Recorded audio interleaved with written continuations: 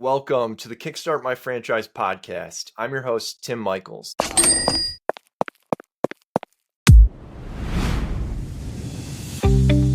Today we've got a great episode lined up. I'm sitting down with Tyler Strom, the founder behind the rapidly emerging franchise Exclusively Cabinets. Tyler, how's it going? Good to be here, man. Pleasure. Thank you for having me. Yeah, so give us a little bit of background here. Like, what did you used to do? What got you into cabinetry? My dad got me into cabinetry. He still owns a high-end kitchen and bath remodeling company. They are a one-stop shop. They do everything.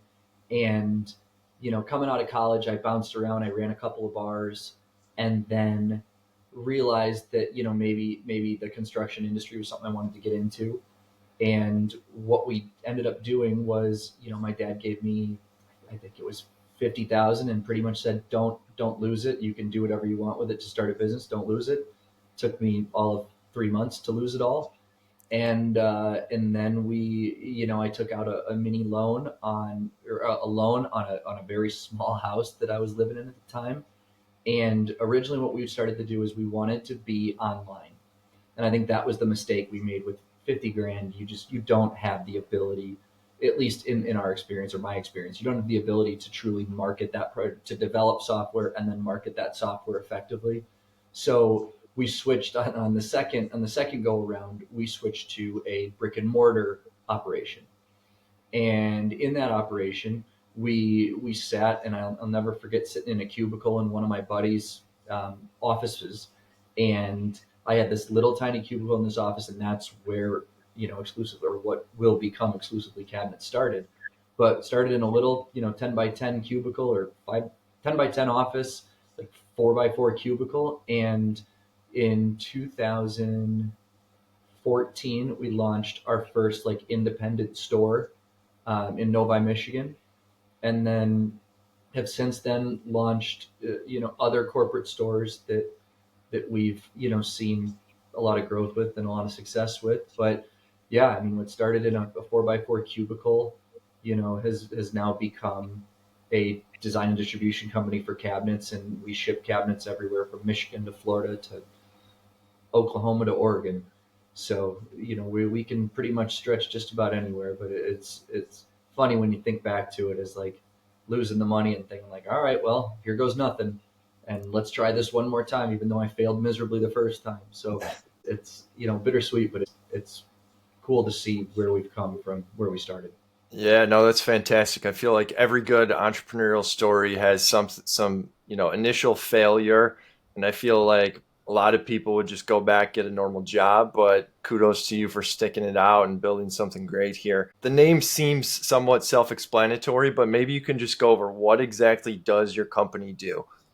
Okay, so the irony in that is actually the company was originally called Cabinet Tech. And cabinetry technology made total sense, right? No. People couldn't spell it, people couldn't say it, people couldn't, when you give them your email address, they'd ask you 4 times, how do you spell that? And I believe just about 2 years ago now, we switched the brand over from Cabinet Tech to Exclusively Cabinets by Cabinet Tech. And I think that Exclusively Cabinets just, it's simpler, it's neater. And what we are is we're a design and distribution company. We're a retail company, but design and distribution for cabinetry, from low builder grade cabinets all the way to furniture quality, high end full custom cabinetry. And we traditionally carry anywhere from 9 to 10 different lines in our showrooms. And obviously those are chosen, we're pretty stringent about how we choose those and make sure that we're not overlapping, and that each one of the cabinet companies has a certain niche that we're trying to hit or they're trying to hit, so that no matter who comes into the showroom, we have a cabinet line or 2 or 3 that can meet their needs. Yeah, and how large, are these showrooms? What does it take to really get one going? Just talk to us a little bit about what you would see if you walked into one of these things. Yeah, so the first thing that people realize is just how compact one of our showrooms is. Your average kitchen and bath showroom is anywhere from 3,500 to 5,000 square feet is your typical. We've actually had larger ones. I mean, I know one just opened up right next to us in Northville, I think is 15,000 square feet. And I mean, we're 1,200 to 1,400 square feet. We try and cram as much as we can, and it's not done haphazardly. There's a lot of research that goes into it, but yeah, 12 to 1,400 square feet is what we're stocking. Traditionally, you're going to see vignettes, which are like 6 foot displays around the showroom. We try and actually do as many different rooms as we can, because people just think, oh, it's just kitchen cabinetry. Well, no, people are putting cabinets in laundry rooms, in bathrooms, in basements, in libraries. So like, garages, outdoor kitchens. So we try and actually run the whole gamut of different rooms that people could put cabinetry in. But you're going to have some bigger displays, some smaller displays, but usually you're going to be anywhere from like 4 feet to 8 or 9 feet would probably be considered like a big display in our showroom. And we try and compact as many, you know artfully, but as many countertop samples, hardware samples, all that different kind of stuff, so that people can come in and they get the full experience. And included in that 12 to 1,400 square feet, we usually include 2 offices. We try and keep our offices open to the showroom, so that when people come in, they're able to see a face, and know, okay, the moment you walk in, somebody's going to come up to you. It's not going to be one of those where you're chasing down somebody to try and have a conversation. The 1,400 square feet is where we found that our sweet spot is to achieve the income and the revenue that we want to achieve in each one of these showrooms. And are you typically locating these in more of like an industrial park area, or is this like A1 real estate? Like, where do you typically try to position them? Yeah, I mean, I think that your A1 real estate is, every time we open one of these things, we learn something, right? And I think the last couple we've realized that at a 1,200 square foot building, that going from, let's just say, a corporate park where they're charging you 19 a square, to, who knows, high end real estate maybe upwards of $30 a square foot. That difference in $10 a square foot, when you only have 1,200 square feet, is realistically the difference between selling 2 and 3 jobs over the course of an entire year. And you're going to make up that difference, or close to that difference. So, and then everything on top of that, every walk-in you get, every person that drives by and sees your sign, is potentially just gravy, if you will, for add-on business. But what we found is that if we can put ourselves in those A1 locations where people are walking by, people are driving by, that you're not going to convince somebody to walk into a store and be like, hey, I just stopped by and think I'm going to buy a kitchen today. But what you will do is you're going to create that brand awareness, and you're going to create that touch that we like to have with our customers, where, yeah, I had a really nice conversation with the guy that worked there. He said to come back whenever we're ready. So, a lot of times we'll see those same people that just, you know, swung by and said, hey, welcome to the neighborhood. We see those people 3 to 6 months down the road when they are ready to do a project. Maybe it's not a kitchen, but a bathroom or a basement, that we see those same people. And yeah, we're definitely pushing now better real estate. That, high end real estate is where we want to be. Yeah, absolutely. That name brand recognition is huge. I think I heard a statistic. It was like 9 or 11 touch points is how many touch points it takes on average with a customer before they buy. So definitely helpful to have signage out front. As far as the actual like state or cities, I know you said you started in Novi. Where are the other locations? So we have a location in Metro Ann Arbor, which is about 40 minutes from Novi west. We have another one in Beverly Hills, which is about 45 minutes east. We have two going in. One of them is in St. Clair Shores. The other one is in Rochester. And then we have an additional one that I believe I believe they found their location going in Columbus, Ohio. So we just started franchising roughly 3 months ago. Yeah, 3 4 months ago now. And I mean, we have over 100 people that have reached out, and are somewhere in the pipeline, looking at selecting locations, or trying to find a territory that makes sense for them. Yeah, no, it's a fantastic start. So you mentioned that you guys sell a bunch of different cabinet brands. Do you tend to only show the higher end ones in the actual showroom and more of the builder grade ones are, in a magazine somewhere? Or how do you think about like what to actually stock in the store? So obviously, it's going to depend on the demographics of the area, right? Certain cabinet lines are going to do better in certain places, but we try and show them everything because we want people to see what it looks like, what a stock cabinet looks like next to a full custom. Because most people look at, we'll just say, a white shaker style cabinet, and they think, oh, it's all got to be the same.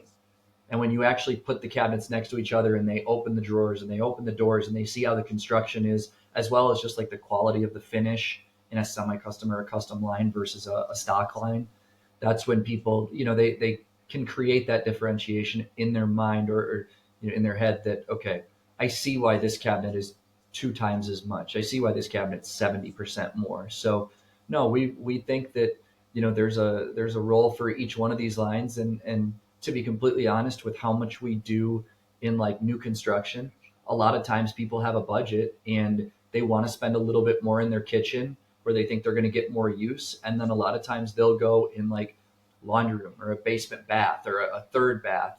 They'll put like a builder grade cabinet because they still look good. They just might not have the options or whether it be finish or skew that some of the bigger, more semi custom lines have. So let's say I'm sitting out there listening to this. I really like the concept, but I think, okay, it's actually a brick and mortar location. It's probably outside my budget. How much realistically does it cost to get one of these things started and off the ground? So, I mean, our investment range is 119 to 169. And what we've realized is that that is way less than a lot of our competition in this particular space. There's certain cabinet companies that are more like kitchen solvers, or they're, bath fitter, are going to be more like guy in a truck type places where you're a brick and mortar location, you got to have a showroom. But what we found is that a lot of times people are coming in well under that just because of the fact that what people don't understand is these cabinet manufacturers, they want to be in the showroom. They want to be, featured in your showroom. So what may cost them, let's say an $8,000 display. Well, one, if they don't give it to you for free, they usually give it to you at like a very, very deep discount. And a lot of times with the relationships that we've built with these guys, worst comes to worst, you're going to get it on like a buyback where you put the money up front and then over the course of the first 2 years, 3% of your sales is going to go towards that display right off the top. So, what we end up with is that these companies, these manufacturers are coming to us saying, hey, please show us, please show us. And that just drives the cost down. It drives the cost down of the actual, initial investment of this. And to be frank, I'd rather shoot you high than low. But, we definitely skew towards the the 118 versus the 169, and that also includes 3 months capital. That also includes all your, your office supplies, your technology fee. Like that's everything. And when people are kind of stunned by, well, how could you possibly do that? And in reality, we don't offer installation. We are solely a measure, design, distribute, warranty type operation. So our showrooms have two and maybe three people in them. So it's such a light overhead. It's such a light carry, if you will. We're not holding a bunch. We don't have any inventory. We don't carry any stock. Like everything is made to order, and we don't carry a large load. So when people ask like, how can you guys get away with such a light investment? It's like, well, we're not doing anything crazy. We don't have the overhead that everybody else has. Yeah, no, I mean it definitely is significantly lower for those people who have not checked out competitors. I would say it's probably half, the total cost of what Yeah. I've seen for some of your competitors. So it's definitely something that people should take into account. So you mentioned the employees. Can you talk to us about what kind of roles are needed? Like who are these people and what are they actually doing on a day-to-day basis? Yeah. So you're going to have a admin and a designer. That would be probably the bare bones that you would want to have. Now, we actually offer a design service where if you're like, hey, I can sell anything, but I don't know how to, I'm not a kitchen designer. We actually have a service that will provide all the drawings for you, the perspectives, the plan views, the elevations, all that stuff for you. That if you just want to pay the design fee, you don't actually have to hire a designer. Then you can just be a salesman. Your admin is going to take care of your logistics, your billing, traditionally all your walk-in traffic, because if a designer's out on a job site for a build or a measure or anything like that, your admin's going to be the person in the office. But the nice part about what we found is that, in our just the three corporate locations we have in Southeast Michigan, we have one admin for three stores. So it actually makes sense to have more than one of these things, not state by state, but like in a hour radius or 45-minute radius, because it's the same cabinet lines, it's the same logistics companies, it's the same billing process. So you actually see like the incremental cost of the unit go down. You actually see the incremental cost go down as you accrue more showrooms, because of the fact that you can essentially like cross train different employees to do different things. But I would say traditionally our showrooms have one admin, one designer. Got it. Got it. And do most of those designers have a specific background, like with cabinetry, or how does that typically work? So I mean, you're really able to go two ways, three ways. One of them is you learn yourself, which I was self-taught. I mean, thank God for YouTube and Vimeo and all the other how-tos out there on how to design. You have people that have gone to school for it, so usually interior background designs. They have they whether it be interior design or it be kitchen design specifically. They usually have a design.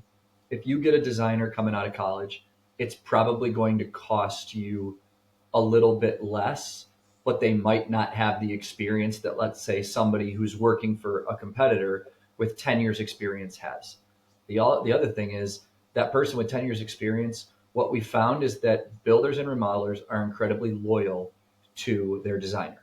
So no matter where their designer goes, no matter what cabinet, they're comfortable with that designer. So what we've started to see is that if you grab a builder, or excuse me, grab a designer who has 10 years experience, you're going to pay them a decent salary, a significant salary, but they almost already come in with built-in business, because if they're any good at what they do, and that's on the franchisee to figure that out and with our help, but if they're good at what they do, they probably already have that book of business that they can step right in day one, and their contractor is going to be calling them saying, hey, I got a new build coming up, when can you meet me out here?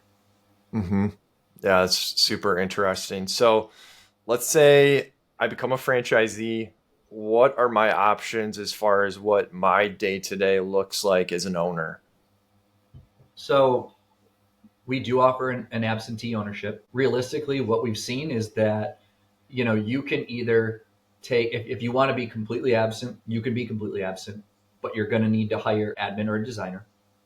If you want to be an owner operator, some people come from an interior design background, so they already kind of have that design element where they just hire an admin. Or a lot of people that we've seen are like, they've ran a business before, they understand how invoicing and logistics and all that stuff works, so really they just hire a designer. I mean, obviously if you're taking one of those roles, you're eliminating that from your overhead. That's essentially going into your pocket. But it's truly up to you. I mean, we have people that have expressed no want whatsoever to be in the show. Like they understand the business. They've been in construction a while, and they're like, nope, I already have my team. I don't know, I'm not going to be in there at all. And we have some people that are very, very involved in the business. Specifically, the Beverly Hills stores, I can just point to that. I mean, she is there a ton, and the showroom's done incredibly well. She makes it go.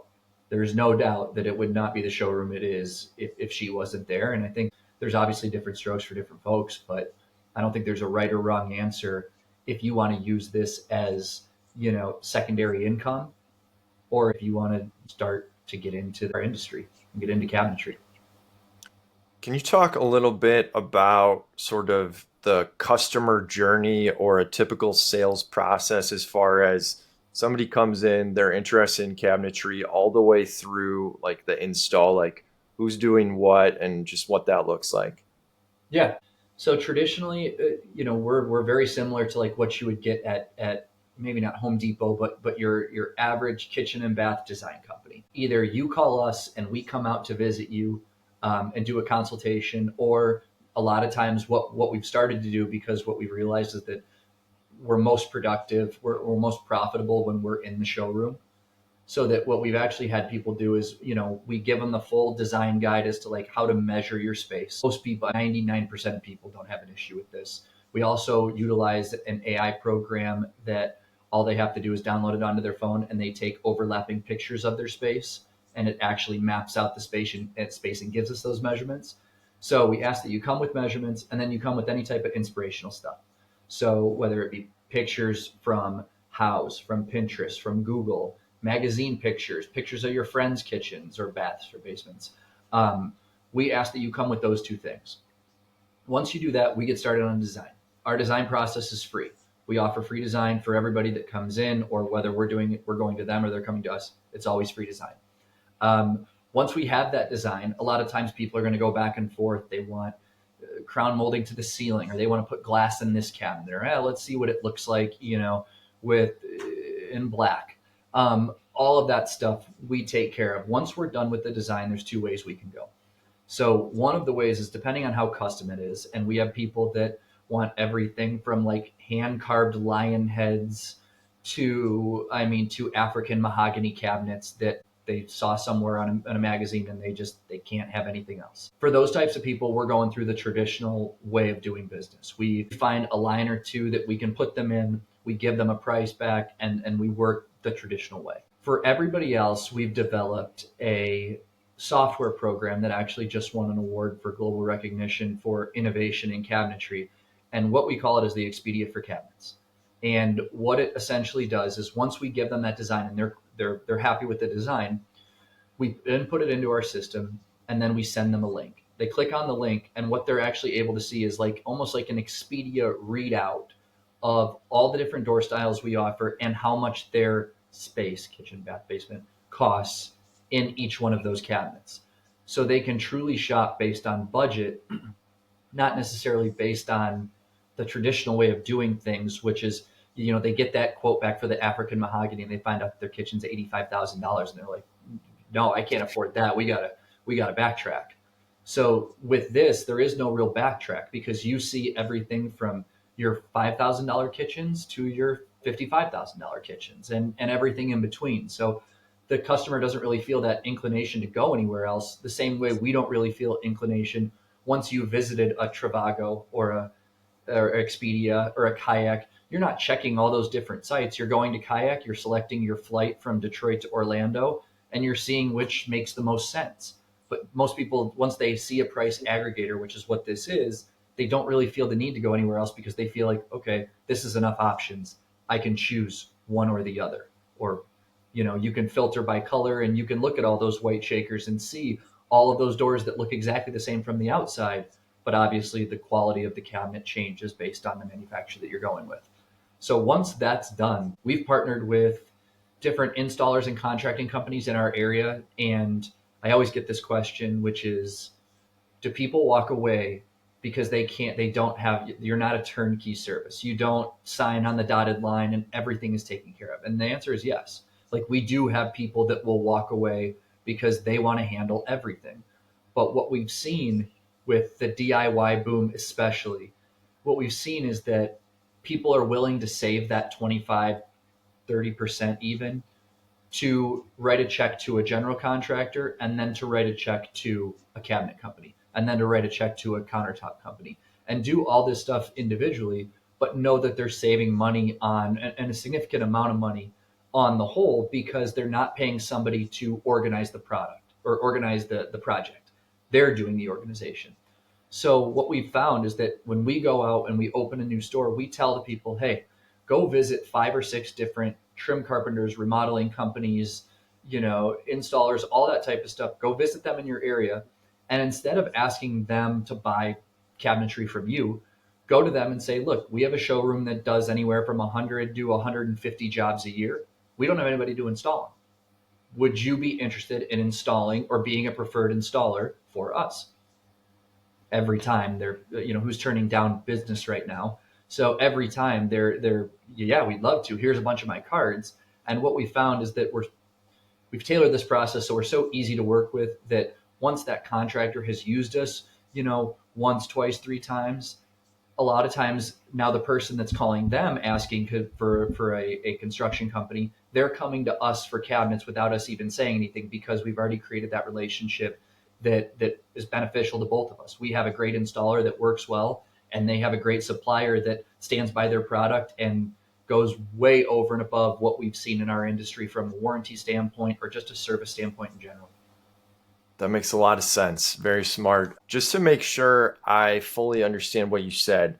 So if I walk in, I buy cabinetry from you guys, essentially it's on me as the customer to find the installer, but I'm saving money. Is that a fair takeaway? Correct. Yeah, we would give you a list of preferred installers that we've already vetted, that are licensed, that are insured, that we vetted out their work. We would give you that list with the purchase. But no, you are technically signing a separate contract with the contractor to install, to demo and install, to renovate, to whatever you plan on doing with your space. So from the vantage point of the franchisee, this actually significantly cuts down like the amount of liability and time that must go into, you know, actually managing the install itself. Is that fair as well? Dramatic. Yeah, another thing is there's no licensing. You don't need a license to sell residential cabinetry. You don't need a license to sell commercial cabinetry. So there's no licensing, there's no permitting. All of that stuff is on everybody else, I guess is the best way for me to put it. But we don't do any of that stuff. So our dream sequence is customer comes in, buys cabinets, we deliver and we don't even deliver, but we organize the delivery from the manufacturer, the cabinet manufacturer to the customer.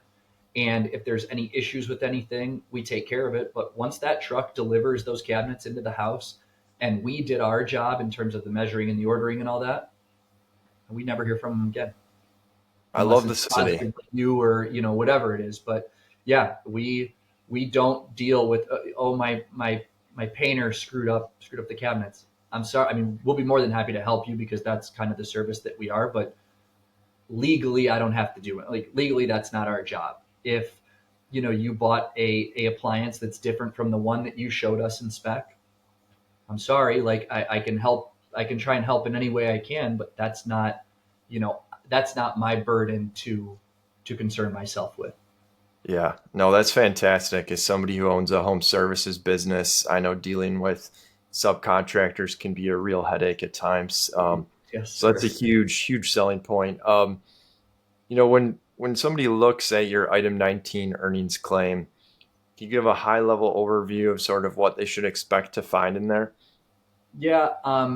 So I think that when you're looking at the item 19, I think that a major part that we have to make sure that that you understand is the fact that this is not, I mean, rarely are you going to see a cabinet company get off the ground, month one, sell, $1 million in product and knock it out of the park.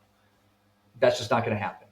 But what we have seen is, our Pigney office in their second year of, or I guess Metro Ann Arbor was what we have listed as, but Metro Ann Arbor office, their first year they did 550, which boiled down to roughly just over 100,000 in profit. In 2024, they did 1.3 million in year two, and really realistically year one and a half because we opened halfway through, or they opened halfway through 23. So 24 they did 1.3. Gross profit on that was 500,000, and then 331 would be the cost that a owner operator would not walk away with necessarily. But in our item 19, it shows like adjusted profit, which is essentially the only thing we're not including in that is salary, because we don't know if it's an owner operator, you know, they're handling some of that. If it's an absentee owner, then they have to hire both of those people. And we don't really know, how much you want to pay your designers. Do you want to put them on commission? Do you want to put them on salary? Like all that stuff is stuff that, we can make best practices, but that's up to you and in your environment, in your community, what makes sense. But that person would have walked away with 331 to split across, I mean, realistically, three people at best, because if you have an owner, you have a designer, and you have an admin, which is what we have in that location. And then the other one is the bigger of the two. That's the first one that we started. It is, let's see, last year we did 1.9. Gross profit was 769, and then 473 fell to the bottom. That's after that would be after paying your royalties. 473 would have fallen to the bottom line. And with that, I mean, you're talking about, we have an admin, admin and three designers is what we have in that showroom. So, I mean, for the investment, I know it's crazy, and it seems, people, it's too good to be true. It's really not. I mean, what we're doing is we're not carrying any inventory, and your designers, if they're really good at what they do, cabinetry is not it's not a want, but it's also not necessarily a need. However, it's the most expensive, or it's the most expensive renovation in your house. It is the best return on investment for what you're doing, if you're flipping a house, or if you're moving out of a house or moving into a house. So with design trends changing every 10 years, like, people continually invest in their house. And if they're not moving, they're investing in the space that they have. So I hate saying the word recession proof market, but I think it's a very recession resistant market, because of the fact that when interest rates are low, people are buying houses, people are moving in and out. When interest rates are high, people aren't moving so much, but they still are getting sick of their, worn out, or out of, not even necessarily out of touch, but out of trend space, and they're continually dumping money back in there. So, yeah, I mean, it's a very, very, it has the potential to be very profitable very quickly, if you're willing to put the time in, or you're willing to hire the people who know what they're doing and they can put the time in. But I mean, it's not a get rich quick scheme. You got to put the time in. But I mean, it's a great margin product, and a great ticket item when it comes to, how much you can do in a very quick period of time. Any final thoughts, or, things that you want to get across that I didn't ask about? No, I think the biggest takeaway, and we've just started to see it, um, is just how little we have actually been doing so far in terms of, like, the remodeling process. And there's two real ways you can go about it. You're welcome to offer as much or as little help, if you will, as you can in that remodeling process.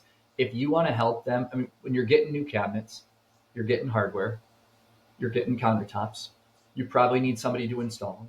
All of that stuff is necessary if you're getting new cabinets. So you can either be the supplier for hardware, handle the supply and the fabrication of countertops, handle the install. It's gonna make you a little bit heavier in terms of your overhead, but you can use all of that as additional revenue streams. And if it doesn't feel like it's overloading you, then it makes a ton of sense to make those relationships happen and commit to those relationships, because we have countertop guys that are giving us 10%, and all we're doing is just sending them to the countertop place, and the countertop guys kicking 10% back to us just for the referral.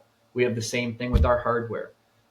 Commercial cabinetry is something we never even got into, and at the beginning of Q2 of this year, we started to get into commercial cabinetry, and have since signed some massive, massive deals with large apartment complexes, doctors' offices, universities, all of that stuff. We have the product for. We never really needed to get into commercial, because in the 11 years I've had this company, we've never stopped growing. We've grown every year. 5 of the years we've doubled the size of the business, and in the 11 years I've never had an employee quit. So we think our culture is strong, and we think that, we never really felt the push to go into something else because we were so comfortable at what we were doing. But what we found is that there's a whole lot more out there that we could significantly increase the revenue in each unit by offering some of those ancillary, revenue income streams or additional income streams, because of the fact that cabinetry is so woven into the fabric of remodeling, that there's a ton of stuff that goes hand in hand with cabinetry, whereas you can't always say that with other things. Yeah, no, sounds like there's a ton of different ways that somebody can grow this business, which is definitely really exciting and attractive, I'm sure, to a lot of people. Well, thanks, Tyler, for taking the time here to talk to us about exclusively cabinets and appreciate your time. Tim, I appreciate you having me on, man. Thank you, and I look forward to hearing from you. And maybe we can do this one day in the future, and hopefully we got a different story to tell. Sounds great. Thanks, Thanks, man. Tim. Take care, man.